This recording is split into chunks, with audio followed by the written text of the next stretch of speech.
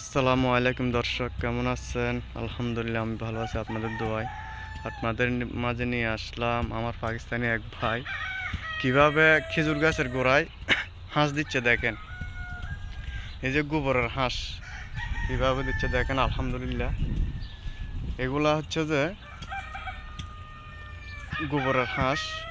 এখানে আমরা সামাদ বলে থাকি আরবিতে, এগুলাকে সামাদ বলা হয় গোবরকে।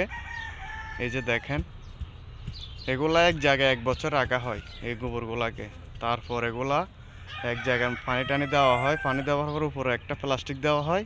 1 বছর পর 1 বছর পর ওই প্লাস্টিক খোলা করা হয়। তারপর ওইখান থেকে নিয়ে আসি এই প্রত্যেকটা খেজুর গাছের গোড়ায় ইউরিয়া হিসেবে দেওয়া হয়।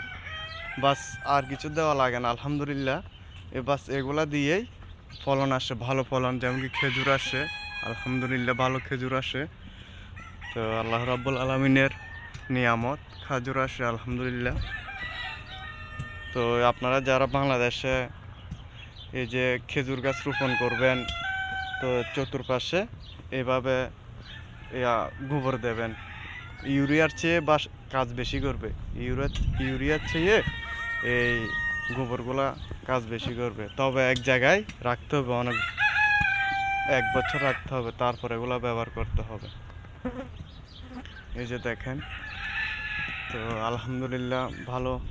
যারা পেয়ারা গাছ লাগান, তার মধ্যে পেঁপে গাছ, তার মধ্যে এই যে সকল জাতের গাছের নিচে নিচে এগুলো ব্যবহার করবেন। আলহামদুলিল্লাহ ভালো কিছু আসবে, একদম ন্যাচারাল খাবার হবে। যেমন কি কোনো এখানে থাকবে না, ভেজাল থাকবে না। তো আলহামদুলিল্লাহ এগুলো ব্যবহার করার চেষ্টা করবেন।